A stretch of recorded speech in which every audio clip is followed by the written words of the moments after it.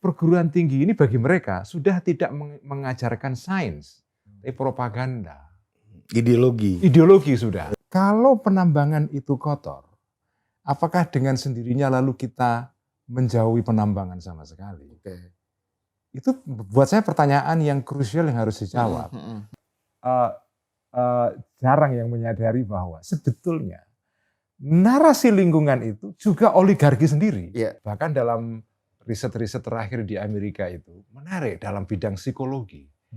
Orang yang paling tidak bisa menerima pendapat orang lain umumnya adalah orang yang liberal. Jadi munculnya Trump itu sebetulnya adalah kritik terhadap wacana liberal yang terlalu dominan, yang selama ini banyak meng-cancel orang lain.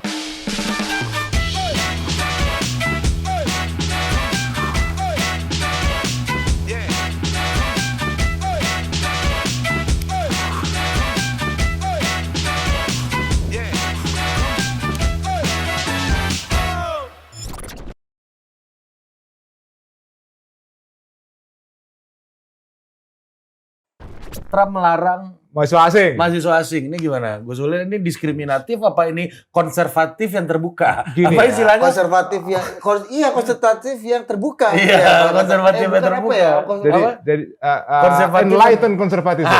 Enlightened konservatism. Ini watak konservatif yang mencerahkan atau menggelapkan lagi? Ini udah kayak abad pertengahan lagi nih kelakuannya kan? Ini ya, saya sendiri termasuk orang yang sedih dengan kebijakan Trump itu. Tapi gini, saya mengerti. Saya paham. Good point. Good point. Saya paham. Kenapa, Ri? Saya paham, Ri. Karena begini, memang harus jujur kita akui ya, dalam beberapa dekade terakhir ini, itu perguruan tinggi di Barat yang utama, terutama yang Ivy League gitu ya, Harvard, Princeton, Yale, Columbia, Brown, itu ada 5 atau 6 perguruan tinggi papan atas, Cornell ya. Ini perguruan tinggi papan atas di Amerika ini, itu di dalam mungkin 30-40 tahun terakhir, terutama 20 tahun terakhir yang paling kelihatan sekali, menjadi tempat persemaian ideologi yang disebut dengan wokeism itu. Nah, orang-orang konservatif di Amerika jengkel sekali dengan ini itu. Ini nggak bisa diatasi kalau nggak dipotong pembiayaan dari federal budget. Hulunya dipotong. Jadi karena mereka merasa ideologi perguruan tinggi ini bagi mereka sudah tidak mengajarkan sains, tapi propaganda. Ideologi sudah. Udah jadi doktriner lagi. Jadi mereka ini sudah bukan lagi tempat untuk mendidik, tapi untuk mengindoktrinasi orang-orang. Apalagi ditambah dengan isu Palestina yang terakhir ini ya. Jadi ini campur aduk lah. Tapi kalau saya memahami asal usulnya, ini kemarahan sebagian dari masyarakat Amerika yang pendukung Trump, MAGA itu, ya. Make America Great Again. Make America Great Again ini, itu mereka jengkel sekali. Ini perguruan tinggi, anak-anak kami kalau kita kirim ke perguruan tinggi, diindoktrinasi sama mereka semua ini. Anak kami yang semula konservatif ketika di sana jadi liberal. Jadi jengkel sekali kan. Lu kenapa nggak membolehkan mereka untuk jadi dirinya sendiri? Makanya orang-orang konservatif di Amerika ini jengkel sekali. Sampai ada penulis Amerika yang terkenal singkat tapi lumayan, namanya Rod Dreher. Mungkin kalau sebagian orang tahu tentang nama ini, saya menyebut ini pasti akan cringe, akan jijik gitu ya. Rod Dreher ini salah satu penulis konservatif Amerika yang terkenal. Dia nulis buku yang intinya begini. Orang Kristen di Amerika sekarang ini sudah terasing di negerinya sendiri. Ini narasinya udah sama kayak anti-asing ini nih kan. Persis. Sama banget nih. Ultranasionalis kayak gini. Nasionalisme. Makanya sekarang ada yang disebut dengan Christian nationalism kan. Hitler awalnya juga dari Ras Arya paling unggul itu. Nah, jadi ini Rothschild mengatakan bahwa bangsa negara Amerika ini dibangun oleh orang Kristen. Tapi belakangan kami terasing di negeri saya sendiri. pendidikan kami dikuasai oleh orang-orang liberal. Orang kiri maksudnya ya, orang progresif. Pemerintahan, lembaga-lembaga pemerintahan dikuasai mereka. Begitu ada lembaga bantuan asing, mereka menyalurkan dana-dana asing itu kepada lembaga-lembaga mereka sendiri. Iya, dan memperkuat ini memperkuat ideologi mereka. Oh iya. Jadi orang-orang konservatif ini berkesimpulan, ini tidak bisa dipatahkan kalau tidak dipotong di akarnya. Dan itu dilakukan Trump. Dilakukan oleh Trump ini. Dan Trump tidak punya nothing to lose, nggak punya apapun yang dipertaruhkan karena dia sudah kedua ini kan, kedua dan nggak mungkin lagi nyalon lagi. Udah di gaspol ini, gaspol. Tapi memang ya dampaknya luar biasa. Ada berapa ribu, 7.000 ya mahasiswa asing sekarang yang terancam di Harvard. Ngeri banget. Termasuk Ini semua kampus apa Harvard doang? Harvard doang ya? yang jadi sasaran Harvard. Iya. Karena ini efek domino ini, Ri. Gus, ini apa bedanya sama proyek deradikalisasi di Indonesia. BNPT ini Kan dulu kan kita pernah dengar isu zaman-zaman rejim sebelumnya lah. Ya. Ada isu kampus radikalisme di kampus radikal. Bang Denny Siregar suka bikin dakwah Taliban di kampus kan. Ini kan mirip-mirip aja nih Gus. bahwa kita sudah dikuasai oleh mereka. Iya. Nah, gitu kan ketakutannya sama kan. Ya, kira-kira sama Energi dari negara ternyata untuk mengembangbiakan mereka di dalam gitu. Untuk kan. menghidupi musuh-musuh politik negara katanya kan. Gitu. Dan itu semua disubsidi negara. Iya. Betul. Ya kira-kira hampir mirip meskipun konteksnya beda ya. Iya, tapi nuansa sama. Nuansanya sama. Jadi sekarang ini terjadi di Amerika terjadi ya semacam dewokifikasi. Termasuk untuk ini wokifikasi. bukan hanya soal woke dan kaitannya dengan konservatisme kali ya Gus ya. Mungkin karena salah satu ya Trump juga menilai mungkin karena mahasiswa asing yang banyak berguru dan bersekolah di kampus-kampus di Amerika, akhirnya mereka balik ke negaranya, membangun negaranya untuk mengalahkan Amerika gitu kan. Itu masih mending. Sehingga mereka Kalau mereka habis itu kerja di Amerika ngambil pekerjaan orang Amerika lagi. itu lagi ya tambah lagi kan. Iya. Itu yang lebih ngeri itu sebenarnya. Iya. Jadi ini campur aduk ya, ada isu pekerjaan, Jadi sentimen anti asingnya kuat. ada gitu ya. isu tentang perusahaan-perusahaan Amerika yang pindah ke negara asing, Betul. ada isu tentang woke ya, wokeism, ya macam-macam. Tapi intinya begini menurut saya sih ya tentu saja saya sedih dengan perkembangan di Harvard ya. Tapi Saya mengerti. saya paham, mengerti karena terus terang memang gejala wokeisme dalam 10 tahun terakhir itu memang ya kebablasan. Nah, Jadi Jadi ada pewajaran lah ya. ada rebalancing lah. Ini ibarat roda mobil gitu perlu dispuring, Pak. Di balancing itu.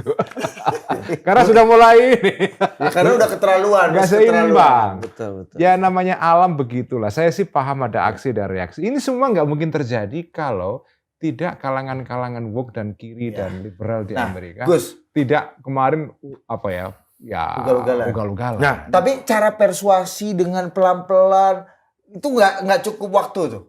Makanya harus radikal sembelih. Ini kan sembelih nih. Iya kan Gus? Kalau kan harusnya kita bertaruh. Nggak, tapi kamu pakai rumus apologetik tadi. Kalau di Jawa itu kan ini konteksnya orang yang nggak tahu budi, Bos. Iya. Podo karo kewan. Bisa disuruh. Harusnya kan kelompok konservatif di kampus-kampus ini yang semakin terdesak juga pakai rumus apologetik. Kita pelajari kekurangan woke ini kan. Ya ini kekurangannya. Iya. Justru ini setelah dipelajari kayaknya Apa harus kita Dan mumpung mereka punya kekuasaan politik ya. Iya, kayak Pol Pot ini kan caranya bikin ya ambisinya lu semua kita bikin yang baru kan. Nih kan. Sekarang ini kan ada satu bidang kajian dalam ilmu sosial sekarang ini ya. Itu kan ada namanya the politic of grievances ya. Politik mengenai keresahan orang-orang. Orang-orang yang merasa terpinggirkan oleh sistem, oleh struktur, oleh perkembangan sosial dan segala macam, mereka jengkel. Jadi grievance itu, definisi grievance itu adalah orang yang jengkel dengan keadaan tapi tidak berdaya, Pak. Nah, mereka ini butuh juru bicara. Oke. Juru bicaranya adalah kalangan politisi populis. Karena mereka tidak terlatih untuk berdebat. Gak berdebat. Seperti dulu ulama-ulama Islam yang nggak bisa berdebat ini kan. Karena orang-orang konservatif ini umumnya mereka kan tidak secanggih kalangan woke ini. Yang pendidikannya di perguruan tinggi Ivy League, bacaannya santri-santri lah. Bacaannya Judith Butler, bacaannya Homi Bhabha. Aduh. Anda kalau Gayatri Spivak, aduh rumit sekali kan. Subaltern. Nggak sampai nih kita kan. Ken subaltern. Nah jadi mereka jengkel sekali. Mau balas nggak bisa. Orang sakit hati mau balas nggak bisa. Ya, agak mirip dengan cerita Gus Ulil tadi kan. Ulama-ulama ini nggak bisa menghadapi tapi kan missionary. Ulama-ulama ini kemudian belajar. Iya, pada akhirnya belajar. Kalau ini pakai cara lain. Pakai cara lain. Politik. Betul. Pakai cara politik ini. Wah, udah karena mereka punya Tebas. kekuasaan tebas semua. Teng. Ya, memang cara untuk merebalancingnya, menyeimbangkan keadaan ini memang ya agak drastis ya. Dan Anda bukan hanya drastis sekali. Saya memahami itu. Nah, itu. Anda bisa memahami dan mencoba itu. mengerti kenapa jalur jalan ini yang dipakai. Iya, karena kemarin juga kebablasan. Nah, menurut saya ini dugaan saya ya. Publik Indonesia mungkin agak kurang mengerti konteksnya. Konteksnya. Betul. Mereka hanya heran, ini kenapa Trump segila ini menghancurkan Harvard? Kemarin ya, Coach Justin nanya di grup kan, lu baca nggak? Iya. Gue ngomong, Iya. jawaban gue persis kayak Gus Ulil. Memang lu kecerdasan lu Nggak mendalami cara pikir Gus Ulil. Ini Gus Ulil pasti akan jawab kayak begini nih. Iya. Saya memahami. Karena memang sudah keterlaluan. Gitu kan maksudnya. Kebablasannya ini batasnya apa? Nah, itu yang kita Bagus tuh. mau tanya nih. Jangan-jangan perasaan kita kalau aja. soal menguasai lumbung, beneran Pak? Tidak keyakinan. Nggak, kan Gus Ulil pernah Pernah di sana di Harvard. Justru karena beliau udah pernah di situ. Nah, makanya kasih cerita kita dulu menguasai lumbungnya Misalnya. Jadi gini, kasih gambaran. Kalau kita belajar di perguruan tinggi di Amerika, terutama di jurusan-jurusan humanities, ilmu-ilmu humaniora, kemanusiaan ya, antropologi, sastra, sosiologi, kemudian political science, cultural studies, kayak gitulah. Sastra itu dominasi cara pandang yang wokeism ini kuat sekali, sangat mendalam sekali. Teori-teorinya Homi Bhabha lah, termasuk Judith Butler, kemudian Gayatri Spivak, Michel Foucault, Jacques Derrida. Waduh, itu luar biasa pengaruh. Yang disebut dengan postmodernisme itu loh. Itu kuat sekali. Dan postmodernisme ini memang saya dulu mencintai banget postmodernisme ini. Ada temennya Tommy Awi. Safari postmodern. Yang iklannya di Kompas Safari postmodernism, sebelahnya Safari Ramadan Darmoko kan.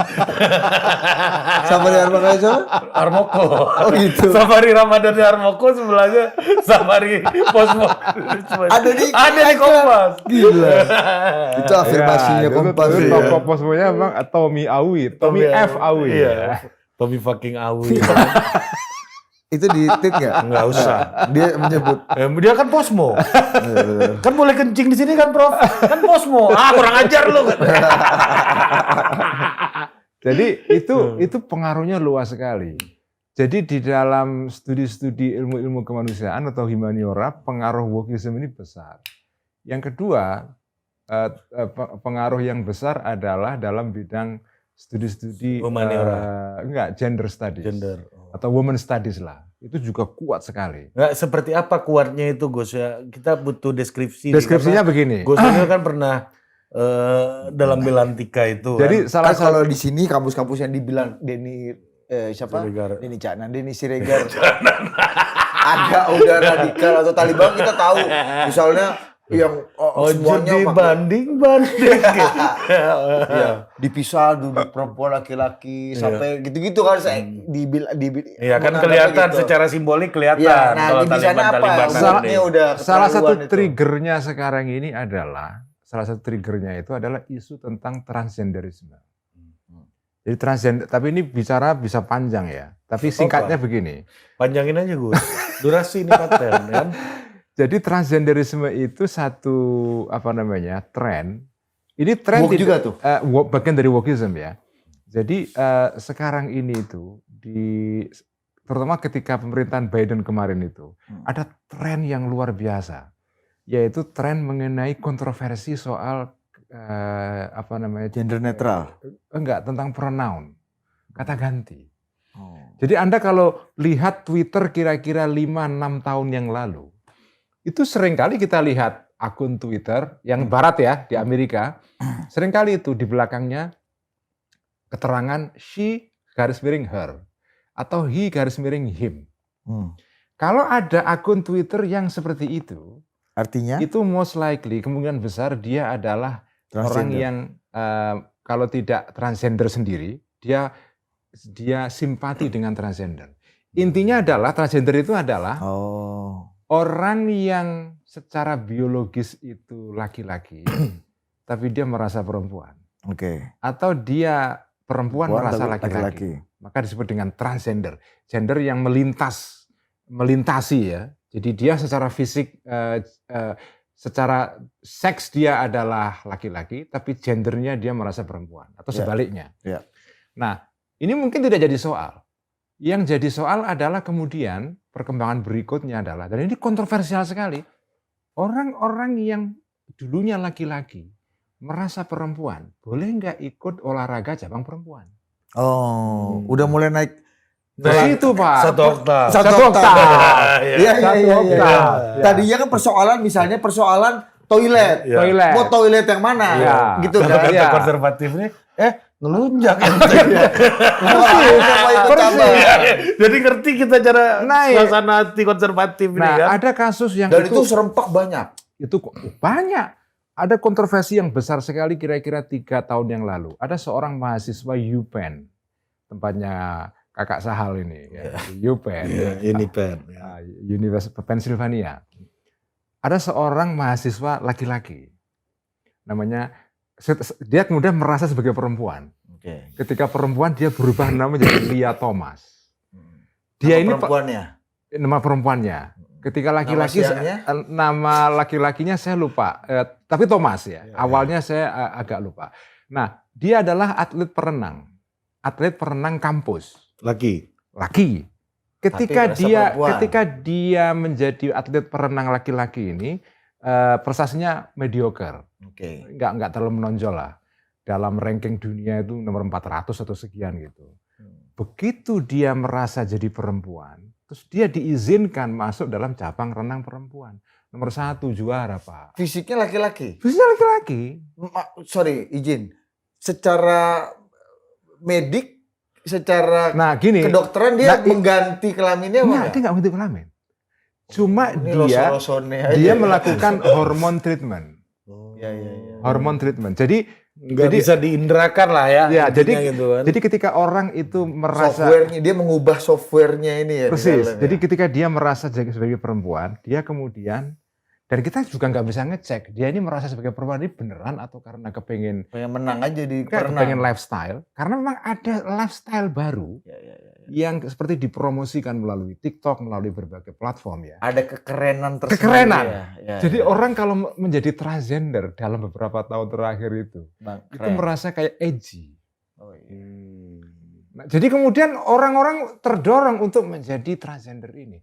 Nah, ketika karena faktor sosial media juga. Salah satunya iya. Nah, ketika orang ini merasakan dia sebagai gender yang berbeda ini, laki-laki merasa perempuan atau perempuan merasa laki-laki, dia biasanya melakukan hormon treatment. Dia minum obat untuk mengubah karakter fisik. Jadi kalau Anda laki-laki melakukan hormon treatment, suara Anda akan lebih feminin, kemudian akan muncul payudara, kemudian rambut di tubuh kita mulai berkurang. Oke. Dan secara fisik Anda kelihatan perempuan memang. Oke. Tapi level testosteron Anda masih tinggi. Oke. Sehingga secara fisik Anda kalau ikut cabang perempuan, Anda lebih diuntungkan. Ya, lebih paten. Lebih paten. Dan ini terjadi di renang, angkat besi, lari, anggar, kemudian macam-macam. Nah akhirnya kan orang konservatif jengkel kan ini. Ini gimana? Aturannya kayaknya kayak gini.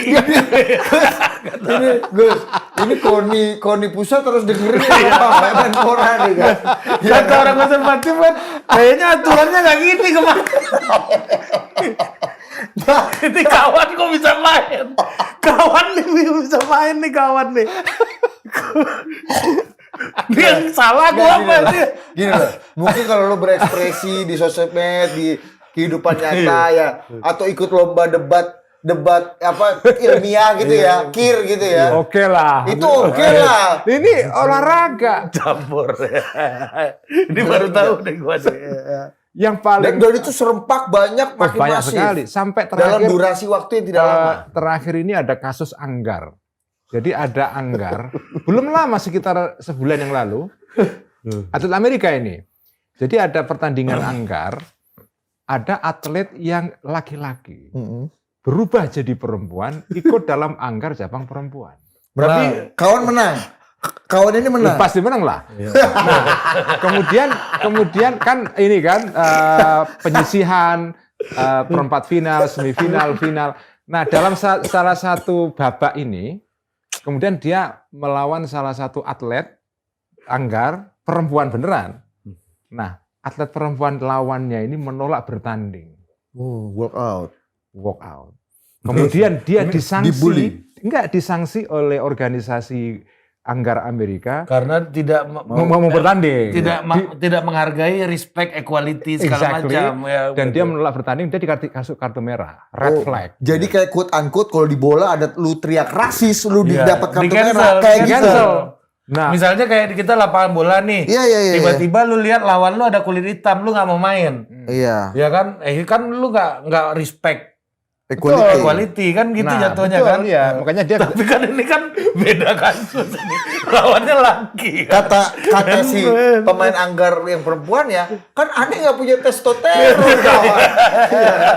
jadi dia menolak, saya nggak mau bertanding, dan dia mengatakan terus terang di depan lawannya ini, saya tidak mau melawan laki-laki. Karena gitu. Karena laki-laki. Saya nggak mau. Terus dia menolak dia sebagai laki-laki. Iya. Si lawannya ini. Iya, saya mundur. Enggak, lawannya ini apa pembelaannya? Saya bukan laki-laki. Loh enggak, saya perempuan. Saya memang sudah perempuan sekarang. Anda harus melawan saya. Lawannya nggak mau karena Anda laki-laki.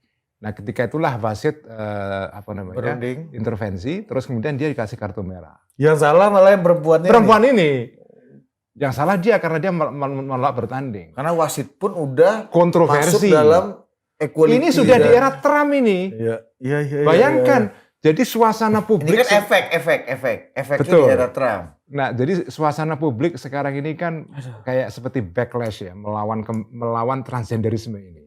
Tiba-tiba masih ada orang yang mempraktekkan hal ini. Jadi akhirnya kontroversi dan kemudian kayaknya berkat tekanan publik yang luar biasa, akhirnya keputusan dia dikasih kartu merah ini dicabut.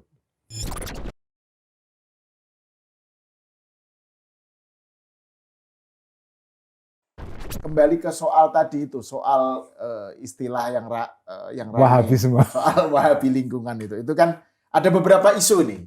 Pertama tadi itu dikaitkan dengan bahwa loh Ulil ini kok memberi labeling gitu ya terhadap para pejuang lingkungan gitu ya, yang itu kemudian kan misalnya kan di Indonesia Greenpeace kan bikin movement itu Save Raja Ampat gitu kan. Itu kan isu konkret, memang faktanya kan ada kerusakan yang ditimbulkan gara-gara penambangan nikel, dan yang diuntungkan itu adalah korporasi oligarki. Jadi ini sebenarnya yang diuntungkan bukan masyarakat sekitar tapi oligark gitu ya, yang orang-orang kaya yang memang memanfaatkan kolusi dengan penguasa gitu ya. Jadi itu. Jadi yang diuntungkan ternyata juga segelintir orang gitu ya. Jadi itu. Yang ketiga soal lah Ulil itu kan di PBNU, gitu kan ketua PBNU. Nah, salah satu ketua PBNU itu dia jadi komisaris di PT JAK. Jadi wajar kalau Ulil Afsar Abdallah membela gitu. Nah, itu gimana itu poin-poin itu? Ya gini, saya tidak mengingkari bahwa dari awal posisi saya adalah saya tidak mengingkari bahwa praktek penambangan di Indonesia itu kotor. Tapi pertanyaan berikutnya, kalau penambangan itu kotor, apakah dengan sendirinya lalu kita menjauhi penambangan sama sekali? Itu buat saya pertanyaan yang krusial yang harus dijawab. Posisi teman-teman yang berjuang untuk membela lingkungan, itu posisinya seperti apa? Apakah pilihan mereka adalah no mining at all, demi menjaga puritanisme kosmos ini, atau kalau mereka posisi seperti itu, saya menolak. Saya menolak. Dengan tegas saya mengatakan saya tidak bisa menerima opsi no mining sama sekali. Karena itu berlawanan dengan akidah saya sebagai seorang muslim. Tetapi kalau opsinya adalah mining oke, tetapi kerusakannya harus diatasi. Nah, di situ saya setuju. Di situ saya setuju. Jadi saya setuju dengan peduli kepada isu lingkungannya. Makanya dulu saya pernah membuat satu pembedaan istilah antara mikroekologi dengan makroekologi. Mikroekologi artinya adalah peduli lingkungan pada level tadi itu, mengatasi kerusakan-kerusakannya. Tetapi kalau makro lingkungan itu peduli pada isu lingkungan dalam pengertian ideologi, saya menyebutnya sebagai ideologi lingkunganisme global. Yang tadi itu alarmis, fear mongering, menakut-nakuti orang bahwa begini. Yang ujungnya adalah, kita tidak boleh menyentuh alam sama sekali. Alam harus dijaga keasliannya, seolah-olah alam ini adalah seperti teks yang harus dijaga kemurniannya, seperti di dalam kasusnya orang-orang Wahabi itu. Jadi ada puritanisme tekstual, ada puritanisme lingkungan. Dan puritanisme lingkungan itu sebenarnya juga kalau diusut-usut itu menguntungkan negara dunia pertama gitu ya, yang sudah notabene udah beres soal udah maju ya berarti. Karena mereka kan pengen menjaga kemurnian Raja Ampat, betul, eksotisme dunia ketiga gitu ya. Indonesia sebagai paru-paru dunia, dan seterusnya. Jadi jangan dong, kalian jangan ikut bangun, gitu. Ekstrimnya begitu. Betul, gitu. Dan itu menurut saya pertanyaan atau kekhawatiran yang valid. Bahwa problem di dalam gerakan lingkungan adalah pertanyaan mendasar ini. Kalian anti mining atau anti mining yang merusak? Kalau anti mining sama sekali, nggak bisa terima kita. Anda berarti ingin Indonesia terbelakang terus menerus. Kalau anti mining yang merusak itu bisa diselesaikan melalui peraturan di domestiknya itu sendiri. Ya. Kita bisa. Dan terus terang kita harus fair bahwa saya juga mengapresiasi teman-teman kemarin Greenpeace yang menarik perhatian terhadap isu Raja Ampat.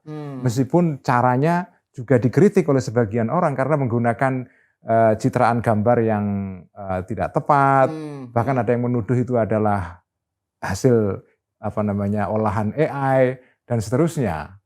Tapi bahwa mereka menarik perhatian publik kepada isu penambangan di Raja Ampat yang kemudian direspon dengan cepat oleh pemerintah. Menurut saya kita harus memberikan apresiasi yang besar kepada pemerintah karena langsung cepat sekali menanggapi itu.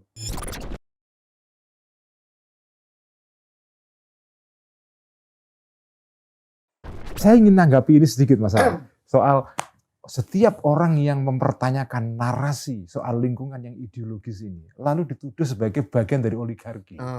Saya perlu nanggapi ini. Boleh ya? Iya, silakan. Menarik. Karena itu yang diinikan kan, yang muncul gitu. Terus terang jarang yang menyadari bahwa sebetulnya narasi lingkungan itu juga oligarki sendiri. Jangan dikira loh. orang-orang yang terlibat dalam isu lingkungan itu, terutama climate change, itu juga merupakan oligarki sendiri. Mereka menguasai oligarki isu ini, dan orang-orang yang menentang ini, mereka bisa di-cancel. Siapa sumber dana dari isu-isu lingkungan ini? Pemerintah. Terutama di zaman kalau di Amerika pada zaman Biden dan Obama. Maksudnya pemerintah Amerika. Pemerintah Amerika. Iya. Jadi sumber pendanaan isu-isu climate change ini sumbernya adalah pajak rakyat. Yang menjadi uang dari pemerintah federal. Pajak rakyat Amerika. Pajak Amerika. Harus di spesifik. Nah, mereka ini memonopoli penggunaan dana ini. Kalau ada orang-orang yang punya pandangan yang skeptikal, tidak terlalu percaya kepada narasi climate change, mereka di-cancel. Kamu tidak bisa dapat dana ini kalau kamu riset, karena semua panitia yang menyeleksi proposalnya adalah orang-orang yang pro ini semua narasi ini. Kamu bisa di-cancel, kamu nggak dapat dana penelitian. Kalau kamu profesor, kamu nggak dapat tenur. Kalau kamu nulis di jurnal, kamu nggak diloloskan. Jadi mereka sendiri oligarki. Kalau di barat loh ya. Enggak, dan ini oligarki yang lebih tinggi. Lebih tinggi itu. Jadi mereka mengatakan bahwa orang-orang yang skeptis pada narasi climate change atau lingkungan ini bagian dari oligarki.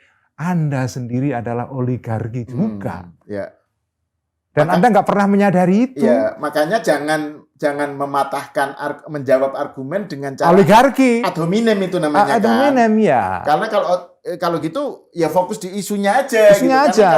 Kalau misalnya seorang Ulil Absar adalah menyatakan misalnya mengkritik soal kalangan lingkungan kemudian dituduh oligarki. Wahabi oligarki. Lah, ini para pendukung isu lingkungan global ini juga punya oligarkinya sendiri. Iya sendiri. Gitu ya? Mereka ini memonopoli pendanaan riset. Memonopoli dana-dana advokasi. Levelnya global malah. Global, duitnya gede banget. Dan orang-orang yang mempertanyakan ini nggak bisa akses itu semua. Perguruan tinggi di barat, terutama di Amerika, dikuasai oleh orang-orang yang mengikuti narasi ini. Maka saya menyebutnya sebagai ortodoksi. Ortodoksi lingkungan. Jadi mereka ini juga punya kekuasaannya sendiri yang nah sekarang baru kekuasaannya ini goyah setelah ada Trump. Elon Musk. Elon Musk dan Trump berantem. Iya, Elon Musk kan mau DI itu kan. Jadi ini ya. Jadi munculnya Trump itu sebetulnya salah satu triggernya adalah karena ini ada oligarki ini. Sebut saja oligarki wokisme ini. Kekuasaannya real masalah di barat.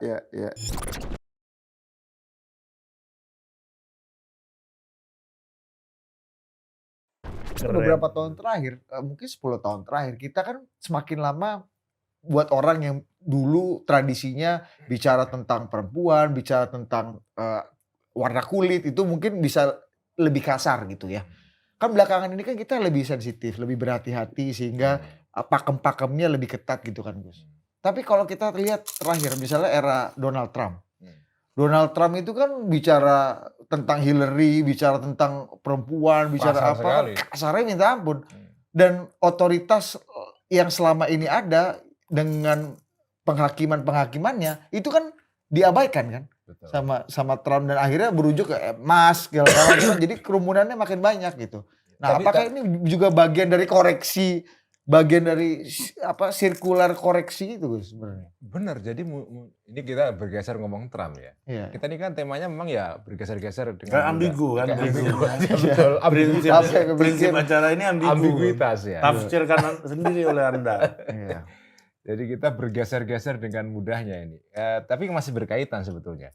Sebetulnya munculnya Trump itu bagi saya sesuatu yang menarik. Ini koreksi sebetulnya. Koreksi terhadap situasi selama ini yang didominasi oleh sebut saja oleh rezim liberal di barat. Menarik nih. Betul. Ini setuju. Konservatif nggak dapat tempat. Nggak dapat tempat.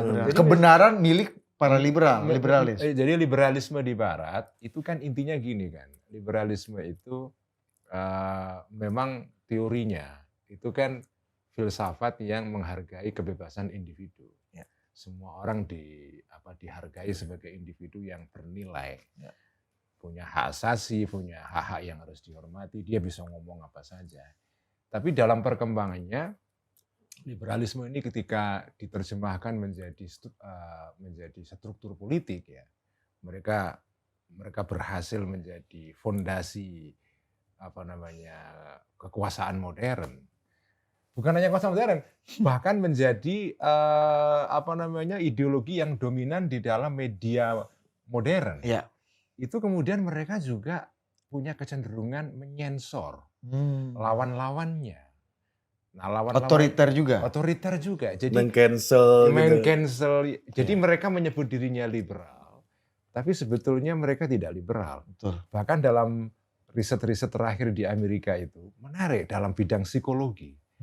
Orang yang paling tidak bisa menerima pendapat orang lain umumnya adalah orang yang liberal. Itu menarik. Tapi ini liberal menarik. Gue ini jelaskan banyak hal ini, Pak. Jelas ada risetnya Anda ternyata. Itu banyak sekali.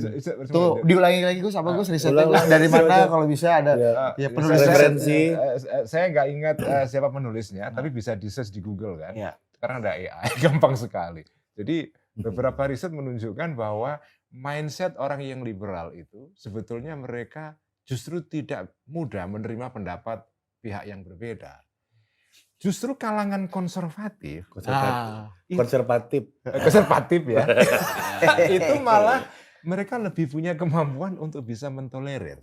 Jadi ini paradoks banget ini. Iya. Ini belakangan ini mungkin 10 tahun terakhir ya Gus ya? Ya, 10-15? Iya, 20 tahun terakhir. 20 tahun ya. Jadi apa yang disebut dengan fenomena woke gitu ya di Woke, Amerika ya. Wokeism itu ya. Wokeism itu kan sebenarnya wokeism itu bentuk lain dari liberalisme.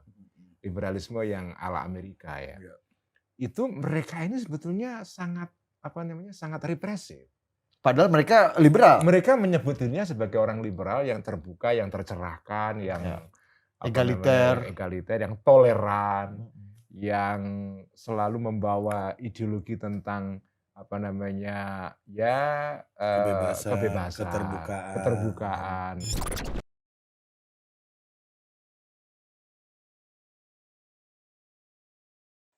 Ini penting nih. Jadi nanti mungkin bisa kita bicarakan dalam forum Satu topik sendiri nih. Ini menarik buat saya. Jadi mungkin pendapat saya tidak populer. Ini unpopular opinion ini. Ya.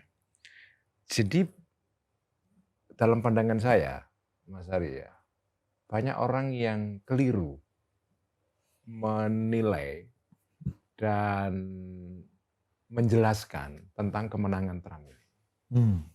Gimana? Karena sebagian besar orang-orang yang melihat politik Amerika itu, ya, itu menggunakan kerangka lama, kerangka liberal tanda kutip lah ya.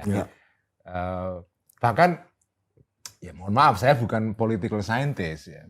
Tapi saya kan baca ya. Pemain dan mantan pemain. Mantan pemain. Gantung kerongkongan. Gantung raket kan. Gantung kerongkongan. Kalau pemain tenis gantung apa? Raket. Kalau pemain bola gantung apa? Sepatu. Kalau petinju gantung apa? Sarung tangan. Nah, kalau politisi? Kerongkongan.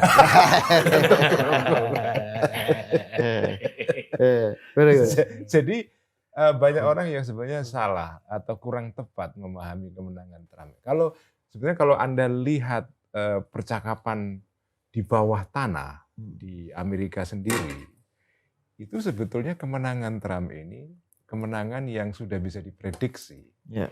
Karena ada api sekam yang sudah menyala lama, tapi tidak pernah diperhatikan oleh para pengamat ini. Yaitu orang-orang konservatif di Amerika, atau orang-orang yang simpati dengan konservatisme ini, yang jengkel. Ada masalah beneran yang real di masyarakat, ya mereka nggak mau lihat itu. Misalnya contohnya adalah ada isu-isu yang betul-betul real yang berkembang di sana, tapi nggak pernah dibicarakan. Mereka justru ya selalu kan menggunakan label ini adalah far right, kanan jauh gitu kan, ekstrim, neo-Nazi kayak gitu. Rumit sekali ya. Jadi padahal sebetulnya ada masalah real yang berkembang di sana. Jadi munculnya Trump itu sebetulnya adalah kritik terhadap wacana liberal yang terlalu dominan, yang selama ini banyak meng-cancel orang lain. Iya, iya. Merepresi ya. Merepresi. Jadi orang-orang Dengan opini publik dan keramaian Nah, ini. ini- betul. Ya, jadi Dengan kerumunan apa bedanya ngeroyokin maling ayam tuh kan sama aja kan. ya. Jadi tradisi cancel culture itu seperti kerumunan orang yang gebukin maling ayam. Iya. Iya, iya. Dan itu terjadi selama waktu yang lama. Di Amerika lama itu Lama terjadi. itu. Oh, lebih dulu dari kita pasti Lebih ya. dari kita. Iya. Nah, Kita kan selalu telat mungkin 5 tahunan lah. sekarang baru pecah telur itu. Oh. Semua orang kaget. Hmm. Nah, semua orang kaget. Jadi sebetulnya apa namanya ya? Orang-orang yang menganggap kemenangan Trump adalah kehancuran demokrasi, kehancuran demokrasi Amerika. dan segala macam. Padahal sebetulnya kalau kita lihat situasi realnya di lapangan, sebetulnya nggak begitu. Ada masalah-masalah real ya. Mungkin kita bisa bahas dalam kesempatan Ini berikutnya. sama kayak ini Gus, ada abang-abang kita. Dia itu bingung di medsos orang meributkan penyebutan ART, PRT atau pembantu kan. Mana yang paling tidak Iya, diskriminatif? mana yang tidak paling manusiawi, yang mana bla bla bla. Ah, diamlah kau. Yang penting ku bayar gajinya semuanya, ku umrohkan mau apa kau, Iya, namanya apa? satu minggu ku suruh libur ya. Ku umrohkan kau daripada kau wacana. Dari dulu sampai sekarang ku panggil dia Simbo. Mau apa kau? Gitu kan ya, Pak? Kau sebut pembantu ART, PRT terserah kau. Ku panggil Simbo. Ada tuh orang ngomong sama gitu. Ada tuh, itu liberal tuh. Iya, Tapi ya. jadi Melawan ya, abang-abang konservatif ini. jadi ini salah satu paradok modern adalah orang yang ideologinya liberal justru terjatuh kepada illiberalisme. Duh. Tapi ya. Mate. Orang yang sebetulnya selama ini mengaku sebagai toleran, diam-diam tidak toleran gitu loh. Tidak toleran itu. Kenapa hal ini terjadi? Karena tidak adanya tadi itu kesadaran tentang ambiguitas.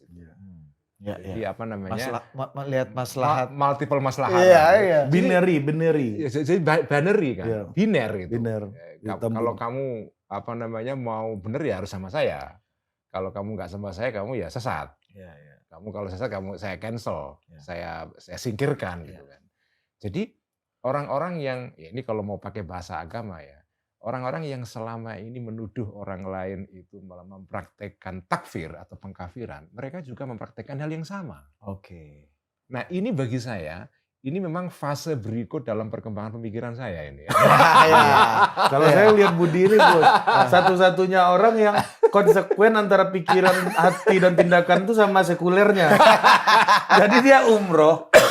Anak saya nanya Gus, Ah. Ayah, itu Om Didit tuh beneran umroh? Oh iya sayang. Dia umrohnya umroh politik sama Pak Jokowi gitu kan. Oh pantesan apalnya cuma Al-Fatihah. Itu anak saya ngomong. Gus. Kalau yang berpikir ambiguity ya, untung masih hafal Al-Fatihah. Iya. Ya untung ada masalah di sini. Ada masalah. Iya. Tapi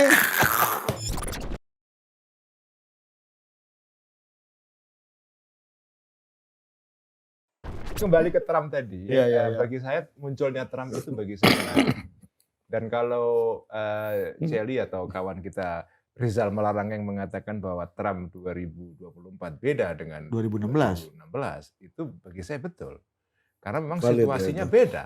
Hmm. Jadi Trump yang Oh. sekarang ini muncul sebagai fenomena itu sebetulnya bisa dibaca sebagai kritik terhadap kemapanan. Oh, Ya, oke. status quo sekarang lah. Kembalinya liberal-liberal ini ke Iya office betul. kan. Jadi ini kritik terhadap kemapanan, termasuk kemapanan di dalam media massa yang disebut dengan MSM itu ya, mainstream media itu. Jadi ya kalau kita baca misalnya New York Times, CNN, Washington Post dan yang lain-lain, ya kita akan gagal membaca Amerika sekarang. Sebagaimana orang banyak gagal membaca fenomena Prabowo. Wah. Tapi ini lain soal. Lain-lain ini satu episode sendiri itu. Jangan di lesehan yang di torpol ini. Di torpol ini. Lesehan harus agak-agak spiritual. Iya betul. Jangan sampai nanti ini cermin dari kiai yang berkampanye. Bukan. Oh iya. Betul. Jadi Menarik. ya saya mungkin dari dulu watak saya adalah terbuka kepada hal-hal baru ya. Jadi Bahkan waktu Gus Ulil di JIL dulu Gus, ya. menyadari kalau Gus Ulil di konservatif kapan? Karena kesimpulannya Gus Ulil orang konservatif ternyata Lebih open lebih open minded, lebih terbuka terhadap perbedaan meskipun dia tetap mempertahankan pikiran dan ide yang dia punya. Jadi gini, kenapa tapi ini kan kesadaran saya belakangan ya. Belakangan. Iya. Iya. Ya, makanya saya tanya kapan. Apakah masih di Demokrat? Jadi berdasarkan penelitian tadi yang saya sebut di bidang psikologi di Amerika, psikologi sosial ya. Iya. Orang-orang konservatif itu dalam banyak hal mereka kadang-kadang lebih punya kemampuan untuk mentoleransi. Kenapa? Karena di era modern sekarang ini, orang konservatisme itu sebagai ideologi itu kan mengalami delegitimasi, buruk kan. Iya. Jadi mereka capnya udah ini ya. Cemar ya. Iya cemar, udah Betul, kotor. betul, Jadi betul, mereka ini betul. juga defensif. Nggak asik ya. Iya. Kayaknya nggak asik gua kalau Jadi mereka sendiri sadar mereka ini tidak populer. Hmm. Jadi mereka tidak punya perasaan sebagai pihak yang paling benar. superioritasnya Nggak berkurang. ada, berkurang Oh. karena era modern itu kan Iya. membuat konservatisme ini merosot. Sementara liberalisme itu kan merasa sebagai kebenaran. Jadi orang-orang yang liberal ini membawa semacam standard bearer of truth gitu loh, pembawa kebenaran. Jadi ada perasaan kesombongan juga pada liberalisme Keangkuhan. ini. Keangkuhan. Nah, keangkuhan inilah yang membuat mereka menjadi cenderung untuk meng-cancel. Oh, Anda dulu merasa gitu nggak waktu bikin JIL? Ya, saya merasakan itu juga. Wah, betul. Merasakan itu juga. Jadi saya melakukan kritik diri kan. Nah, sekarang ini saya melihat, jadi bagi saya. Tapi Gus, buat orang liberal hasil penelitian tadi pun salah buat dia. Salah itu katanya. Prof Ipung kan kasih Prof kasih Prof Ipung. Ini lesehan ini kok mention semua nama. Kalau kan yang di-mention adalah orang-orang yang tidak menginterusnya karena kawan-kawan. Sahabat-sahabat Udah dekat. hasil riset tadi udah sampai gosip Prof Ipung belum? Belum. Seru juga itu. Iya. Jadi itu ada semacam kesombongan di dalam ideologi liberalisme ini karena mereka menang. Sementara konservatisme ini kan kalah sejak lama. Jadi mereka kurang ini populer, kurang asik ya, kurang asik, kurang populer. keren ya. Jadi mereka merasa terdesak kan. Jadi nggak ada perasaan mereka unggul. Karena itu mereka lebih toleran. Jadi sikapnya orang-orang konservatif itu kalau pakai bahasa Al-Quran, lakum dinukum waliyadin. Jadi Itu orang konservatif malah ya? Konservatif Apa ya? artinya coba? Coba Gus, coba. Ayo. Itu juga tahu, Bos. Apa? Agamaku. Gituan dong bisa gue. Tidak hanya Fatihah. Ya udah betul. Tapi ini bukan surat, Gus. Surat Al-Fatihah. Jadi filosofinya orang konservatif di mana-mana sebetulnya itu lakum dinukum waliyadin. Bukan hanya di Islam nih, di Kristen juga begitu. Jadi oke, kalian berpandangan seperti itu, ya. Tapi saya begini, inilah keyakinan saya nggak bisa meninggalkan ini. Jadi Tapi dia menerima. dia membiarkan orang lain berpandangan seperti itu. Meskipun Meskipun tidak semua orang yang konservatif seperti ini ya. Ya misuh di belakang, Ya. tapi dia silakan tetap Ya silakan saja. berkreasi kan. Tapi misuh di belakang boleh Dan di ruang tertutup. dan saya berjumpa dengan banyak orang konservatif yang seperti ini. Jadi buat saya, kita perlu juga mengapresiasi konservatisme yang seperti ini ya. Iya. Oke, saya punya keyakinan seperti ini, tapi saya nggak setuju dengan pandangan kamu. Contohnya adalah isu Ahmadiyah. Iya. Jadi di kalangan teman-teman NU ya, kiai-kiai NU itu, sikapnya itu adalah lakum dinukum waliyadin ya. Jadi Ahmadiyah itu ya oke lah, mereka punya hak untuk ada di Indonesia. Kan nggak bisa kita menyingkirkan mereka. Tapi saya nggak setuju dengan akidah mereka. Gitu. Begitu juga terhadap Syiah misalnya. Saya nggak setuju dengan mereka. Ya, tapi saya ya gimana lagi, ini bagian dari warga negara. Jadi bagi saya konservatisme yang seperti ini Harus itu diapresiasi. sehat. Dan harus diapresiasi. Diapresiasi. Sementara kalau liberalisme kan enggak. Liberalisme itu karena merasa dirinya sebagai ideologi yang menang, menuntut semua orang liberal. Ini yang bermasalah. Lebih misionaris ya. Misionaris. jadi ini sebagai penutup ya. Supaya 5 menit lagi Bu. Sabar Jangan langsung ditutup. jangan ditutup. Oh, itu otoritas di kita. Bukan Gus Ulil itu. Saya tamu di sini. Iya. Menutup pembuka Ini wasit Gus, ini wasit. Jangan sampai situ Gus Ulil. Sampai sini aja. Gimana Gus? Sensitif ya. Misionaris. Jadi sebetulnya ini wilayah percakapan yang bagi saya menarik sebetulnya. Liberalisme itu sebagai ideologi sebetulnya mewarisi semangat misionarisme Kristen lama. Jadi dulu di era Eropa masih Kristen, itu kan misionarisme itu ada pada gereja. Ya kan?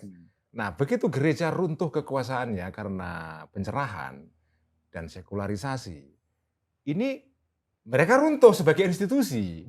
Tapi semangat misionarisme, the zeal of missionary Christianity ini, semangat misionarisme ini berlanjut terus ke dalam ideologi-ideologi liberal ini. Oh, hidup dalam tubuh dan ide para pembaru-pembaru ini. Ini para orang-orang liberal ini yang semula mereka ini ketika Kristen berkuasa, mereka memang minoritas. Mereka terdesak. Mereka sebagai orang-orang bid'ah kan. Oh iya. Yang dipersekusi. Tapi begitu ideologi liberal ini menang, mereka melanjutkan semangat misionarisme Kristen ini. Makanya sekarang ini kalau kita lihat perilaku liberalisme modern, ya, ini kritik saya terhadap liberalisme adalah bahwa mereka kepingin menyeragamkan juga. Kalau mereka punya pikiran A, mereka menuntut semua orang berpikir seperti itu. Ini persis seperti kelakuan konservatif orang agama dulu. Betul. Dia misionaris. Misionaris. Jadi misionarisme ini, misalnya. Iya betul ya. Kok kerasanya gitu ya, betul. Ini tapi ini relate banget loh. Ini agak sensitif ini. Ya pasti dari tadi sensitif Gus. Iya, ini kan lagi. Tapi kan Gus kalau sensitif sekarang sebagai konservatif kan nggak apa-apa. Iya. Sebagai liberal dulu ya. Yang agak bahaya. Iya, kalau sekarang enak. Gus lebih otoritatif ya kan. Karena menguasai dan punya kelembagaan, udah lengkap. Sekarang ini kan lagi ada stand off atau ketegangan antara Eropa dengan negara-negara penghasil minyak sawit. Ya kan? Indonesia, Malaysia, terutama dua negara ini. Ya, panel Eropa kemarin memutuskan ban palm oil atau minyak sawit kan. Ini menurut saya sekarang ini kan menarik. Indonesia bergabung dengan BRICS, ya kan? Nah, kemudian salah satu isu BRICS itu selama ini, sekarang ini adalah yang disebut dengan pertumbuhan yang lebih adil. Ya kan? Pertumbuhan yang lebih adil. Jadi ini ideologi liberal ini kan punya keyakinan bahwa sawit adalah berbahaya. Ya, sawit menghancurkan musuh dunia. Ya. Keyakinan mereka. Mereka kepingin paksakan ini kepada semua orang. Tanpa melihat konteks. Bagi saya, kelakuan seperti ini kan misionarisme sebetulnya. Betul. Bahwa bangsa Orient ini adalah bangsa-bangsa yang tidak beradab. Uncivilized karena masih pakai minyak sawit. Iya. Ini kan sama dengan Eropa dulu. Orientalisme, Loriong. Sama seperti gereja pada abad itu. Iya. Jadi glory gospel ini kan. jadi buat saya, makanya saya dalam hal perdebatan soal sawit akhir-akhir ini, saya berpihak kepada sawit.